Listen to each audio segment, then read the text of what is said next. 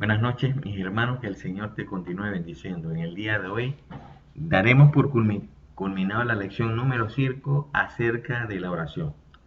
Inclinemos pues nuestros rostros y acompáñenme a orar. Padre nuestro que estás en los cielos, te doy gracias por el privilegio de ser llamado Padre. Señor, gracias porque podemos entrar confiadamente al trono de gracia y hallar misericordia y oportuno socorro. Por eso, Señor, queremos pedirte que limpies nuestro corazón, Señor, de nuestros pecados. Te pido, Señor, que podamos tener en este día, Señor, un, una edificación especial por medio de este, esta exhortación y estudio de tu palabra. Te lo ruego, Señor, en el nombre de Cristo Jesús. Amén. Sabemos, hermanos, que la oración, si nos preguntara cualquiera persona, para ti, ¿qué es orar? Pues nosotros contestaríamos que es la práctica que utilizan los hombres para hablar con Dios. Y sabemos por las Sagradas Escrituras que la oración tuvo desde el principio sus altas y bajas, como se vieron afectados precisamente por la actitud de fe o duda que afrontaron los hombres que lo practicaron. Y vemos sucesos que marcaron la dejadez y la falta de oración, como una falta de motivación o el deseo de practicarlo. Luego que aparecieron precisamente eventos y señales que definitivamente son aplicables para nuestra vida diaria en el día de hoy. En primer lugar, sabemos que nuestros padres no tuvieron una vida de oración muy buena, hablando de Adán y Eva, y entendemos que hubo al menos dos situaciones que pudieron haber marcado un distanciamiento en la vida de oración de nuestros primeros padres. En primera instancia, la desobediencia fue la primera causa que motivó este alejamiento de la relación que tenía Adán con el mismo creador del universo. En segundo lugar, la trágica muerte de uno de los hijos de Adán y Eva, es decir, Abel, que resultó también que causara la pérdida del hijo mayor, que fue el que lo mató.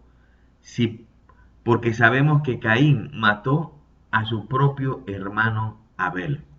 Y al asesinarlo tuvo que huir fuera de los límites o contornos donde vivían sus padres terrenales. Es natural que las situaciones difíciles que afrontamos, aparte de ser difíciles de entender, en muchas ocasiones causan que la fe de muchos desfallezca. Y es cuando Satanás saca provecho y pone en nuestras mentes y corazón la duda para que muestre o mengue más bien nuestra vida de oración. Esto ocurrió con uno de los hombres más influyentes, más justos y temerosos de Dios, porque hablamos del siervo Job, que fue tentado por el mismo Satanás. Fíjese lo que dice en el capítulo 9, el verso 16 al 18, cuando él dice: si yo le invocara y él me respondiere, aún no creeré que haya escuchado su voz, porque me ha quebrantado con tempestad y has aumentado mis heridas sin causa. No me has concedido que tome aliento, sino que me ha llenado de angustias, o más bien de amarguras. La tristeza es la causa principal de un desgaste a la hora de orar. Veamos ahora un ejemplo práctico y claro, conocido por usted acerca de los apóstoles y discípulos en el momento que nuestro Señor Jesucristo fue a Getsemaní a orar, el día que se cumplían las escrituras acerca de que el Mesías debía padecer siendo entregado a los principales sacerdotes para ser sentenciado a muerte y muerte de cruz. Vamos a ver entonces en Lucas 22, el versículo 45 y 46. Leamos. Cuando se levantó, dice, de la oración, Y vino a sus discípulos, los halló durmiendo a causa de la tristeza, y les dijo, ¿por qué dormís? Levantaos y orad, para que no entréis en tentación. En cambio, ocurre precisamente lo opuesto cuando vemos el ejemplo de grandes hombres de Dios recibiendo la aprobación de Dios ante la obediencia, o cuando Dios le concede las peticiones del corazón bajo circunstancias que todos los hombres entienden que vino precisamente de parte del mismo Dios. Para darles un ejemplo, podemos empezar desde Génesis. En el principio, vamos a ver el capítulo 4, cuando ocurre una de las mayores desgracias familiares ya mencionadas de todos los tiempos. Y Dios concede a Adán y Eva otro hijo para sustituir la vida de Abel. Veamos ahora en Génesis 4, el versículo 24 y 26. Dice, y conoció de nuevo Adán a su mujer a los 130 años, la cual dio a luz un hijo, y llamó su nombre Set, porque porque Dios, dijo ella, me ha sustituido otro hijo en lugar de Abel, a quien mató Caín. Y a Set le nació un hijo, y llamó su nombre Enos. Entonces, dice la Escritura, los hombres comenzaron a invocar el nombre de Jehová.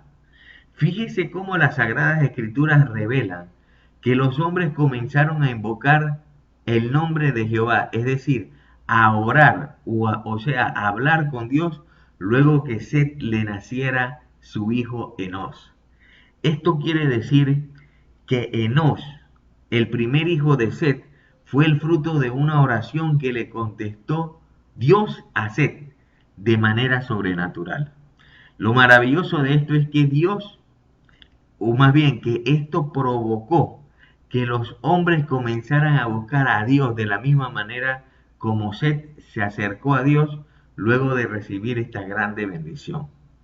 De manera más clara en las Sagradas Escrituras se revela cómo Dios contestaba las oraciones a los hombres y mujeres que anhelaban tener un hijo, como por ejemplo a Abraham, el padre de la fe, a Ana, la mamá de Samuel, y de Zacarías, el hijo de Juan, el padre de Juan el Bautista, aun cuando sus mujeres ya habían perdido las costumbres que aparecen en las mujeres cuando están aptas para ser fecundadas, como ocurrió con Sara, la esposa de Abraham, y Elizabeth, la esposa de Zacarías. Vamos a ver entonces otro ejemplo precioso de las Sagradas Escrituras en cuanto a este punto que estamos tratando. Y el ejemplo lo encontramos de Mesías, cuando su vida de oración contagió a sus discípulos y seguidores cuando le piden ellos mismos que le enseñaran a orar. Veamos en sus Biblias ahora en el Evangelio de San Lucas, el capítulo 11, el versículo 1.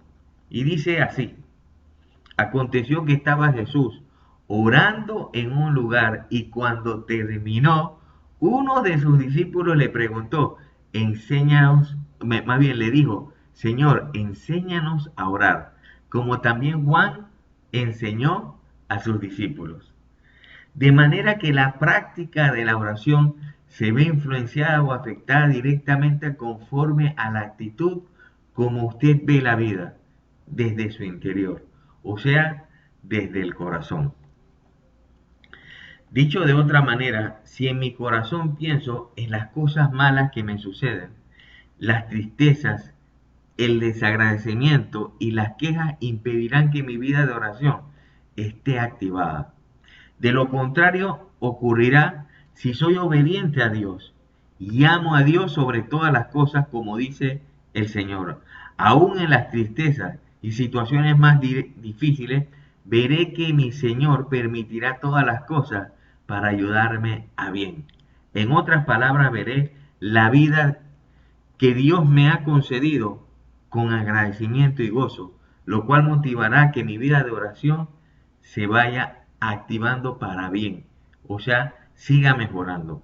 Por eso, uno de los grandes discípulos y hermanos del Señor dice en la carta de Santiago, capítulo 1, verso del 6 a 8, diciendo, pero pida con fe, no dudando nada, porque el que duda es semejante a las olas del mar. Dice que es arrastrada de un lugar y echada, dice, es arrastrada por el viento y echada de una parte a otra. No piense, pues, que el que tal haga recibirá algo, alguna cosa del Señor. El hombre de doble ánimo es inconstante en todos sus caminos. Esto quiere decir que nuestra vida de fe, nuestra vida de oración puede verse influenciada o afectada a la actitud de fe o de lo contrario a una vida, a una actitud de duda que tomamos en nuestras vidas de acuerdo al cómo nos acercamos a Dios. Por eso también el apóstol Pablo exhorta que no seamos de doble ánimo, porque si solo nos llenamos de fe en los momentos cuando las cosas nos van bien o las cosas que queremos se cumplen, ese gozo no viene de Dios, sino que es conforme al mundo, porque es perecedero, es de corta duración. Recuerde la parábola del sembrador. ¿Qué ocurre con la semilla que fue sembrada, o sea, la palabra de Dios que fue sembrada sobre pedregales? Crece forzadamente y produce un gozo efímero, porque no tiene raíz, sino que es de corta duración, pues al venir, dice, la aflicción o la persecución, por causa de esta palabra, ellos tropiezan. Esto me hace recordar, como vimos en la primera lección acerca de la oración, la actitud, cómo nos acercamos a Dios, también puede afectar nuestra vida de oración en cuanto a la persona a quien va dirigida la oración. ¿Se recuerda la parábola del fariseo y del publicano? Dice que fueron al templo a orar. ¿Y cómo es la actitud del fariseo? Dice, se refería a él mismo, jactándose de sus buenas obras y seguro de su religiosidad. El fariseo no le pide nada a Dios y por ello entonces no recibe absolutamente nada. En cambio, por el publicano dice que de partida eran despreciados y también mal vistos por las personas o el pueblo judío porque colaboraban con el imperio romano para que en los tiempos del Mesías eran los que estaban subyugando al pueblo. Y dice que este hombre ni siquiera se atrevía a levantar su rostro a Dios, sino que pedía con humildad y con un corazón contrito y humillado, diciendo, si sé propicio a mí, soy pecador. El rey David, o sea, el rey más grande sobre Israel, dijo, y se refiere a unas líneas de uno de los salmos acerca de esta actitud, diciendo en el capítulo 51, verso 17, de la siguiente manera. Dice, los sacrificios de Dios son el espíritu quebrantado, al corazón contrito y humillado, no despreciarás tú, oh Dios. Por eso el Señor Jesús enseñó a sus discípulos que cuando oremos no seamos como los hipócritas, como los fariseos, sino que seamos sinceros, reconociendo y confesando nuestros pecados, porque Dios es fiel y justo para perdonar nuestros pecados y limpiarnos de toda maldad. Así que, hermanos, es importante reconocer y entender que cuando oramos, aunque no estamos acercando a un Dios vivo y tres veces, santo, santo, santo, ahora Dios nos ha hecho cercanos a nosotros, ahora Dios nos ha hecho cercanos a Él por causa de nuestro Señor Jesucristo, porque fue el Señor Jesucristo quien abrió el velo que impedía que cualquiera que fuera que no fuera sacerdote, o más bien, sumo sacerdote, entrar al lugar santísimo, sino que Él nos hizo ahora reyes y sacerdotes para Dios su Padre, cuando a través del sacrificio de su muerte por nuestros pecados nos hizo aceptos ante Dios, que por su santidad no podíamos ni siquiera verlo cara a cara. ¿Y qué es lo que me recuerda esta revelación llena de frescura? La bienaventuranza del Sermón del Monte para los que son limpios de corazón en el Evangelio, según San Mateo capítulo 5, el verso 8, podemos encontrarlo. Y dice así: bienaventurados los limpios de corazón, o más bien, bienaventurados los de limpio corazón, porque ellos verán a Dios. Qué hermoso es saber que nuestro propio Dios es quien limpia nuestros corazones a través de la obediencia a su palabra. Tú, joven hermano, ¿te has hecho esta pregunta? ¿Cómo limpiarás tú tu camino? ¿Y qué dice la Escritura? Guardando su palabra. Escuche bien, fíjese que estas intenciones pueden afectar significativamente tu vida de oración, alterando el propósito fundamental de tu propia existencia. ¿Y por qué decimos eso? Porque de acuerdo a la actitud que usted pensará que está orando, puede pensar que está orando a Dios, pero realmente, como dijo el Señor, lo que está haciendo es orando a usted mismo, con un corazón soberbio y jactancioso, de manera que lo que usted quiere alcanzar es su propia gloria, o mejor dicho, su vanagloria.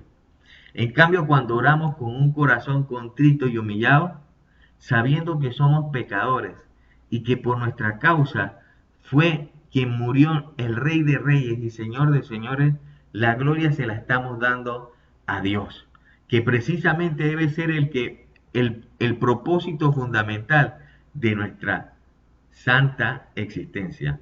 Me gustaría entonces terminar esta exhortación cantando, o más bien que nos dirija nuestro hermano nuestra hermana Ibis y nuestro hermano Leonardo, cantando la canción Humíllense en la presencia del Señor, y Él os exaltará muy alto. Así que, para terminar, hermano, la exhortación final, me gustaría, me gustaría hacerla repitiendo el resumen de la epístola del apóstol Santiago en el capítulo 4, versos 8 y 10, que dice: acercaos a Dios, y Él se acercará a vosotros. Pecadores, limpiad vuestras manos, y vosotros de doble ánimo, purificad vuestros corazones. Humillaos delante del Señor, y Él os exaltará. Hermanos, que el Señor te bendiga, y cantemos al Señor.